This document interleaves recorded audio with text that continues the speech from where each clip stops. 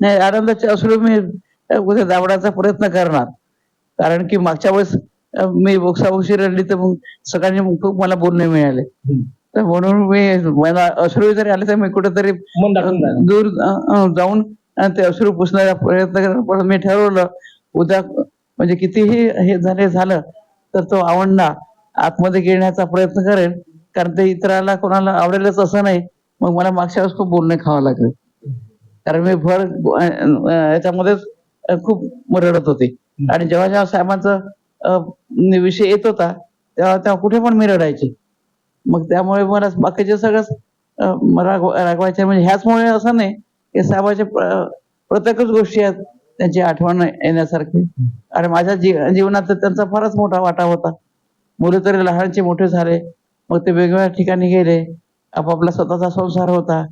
पण साहेबांनी तर मला म्हणजे म्हणजे लवकर लग्न झालं, लवकर मुलं झाले, लवकर स्टेबल झाले. साहेबांनी मला शेवटच्या क्षणापर्यंत सोडलं नाही.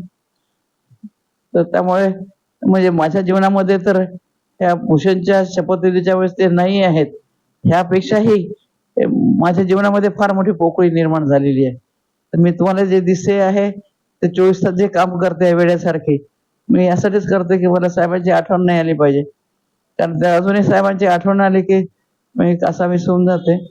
कारण त्यांचं कर्तृत्व हे वेगळंच होतं आणि त्यांच्या सहवासामध्ये माझं आयुष्य खूप गेलं. आणि आता जे तुम्हाला म्हणजे दिसते ते मरण येत नाही. मरण आपल्या हातात नाही.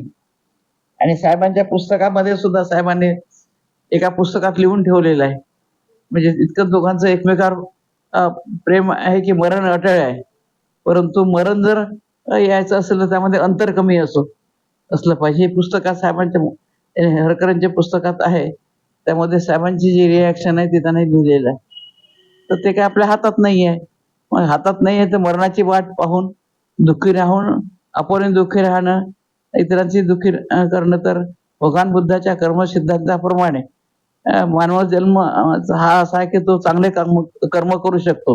मग चांगले कर्म करूनच का मरू नये. तर त्यामुळे मी लोकांना वाटते की इतक्या 83 वर्षाची म्हातारी रात्रंदिवस काम का करते? त्याचं कारण हेच आहे की मानवाचा जन्म हा शेवटचा आहे. पुढचा जन्म कोणता आहे तो काही माहित नाही. आणि चांगले कर्म जे आहे ते मानव प्राणीच करू शकतं. आणि म्हणून मी अक्षरशः सगळे लोकांना नवल वाटते, परंतु माझ्या रात्रंदिवस काम करण्याचं राज हेच आहे की मानवाचा जन्म हा शेवटचा आहे. आणि भगवान बुद्धाच्या शिकवणीप्रमाणे जर तुम्हाला चांगले कर्म करायचे असेल तर मानव प्राणीच करू शकतो. म्हणून मी ठरवलं की माझ्या शेवटच्या अंतापर्यंत मग ते माझ्या कामाची रूपरेखा ही मानवतेची आहे, सेवेची आहे. आणि सेवा शब्दामध्ये जे जे शब्द येतात किंवा काम येते ते करण्यासाठी किंवा गरिबांना मदत करण्यासाठी मी कुठलीही तडजोड करत नाही, कुठलीही गुंजाईश ठेवत नाही. मग झोकून सगळ्यांना मदत करण्याचा प्रयत्न करते. तर ह्या भूषणच्या बाबतीमध्ये तोही तसा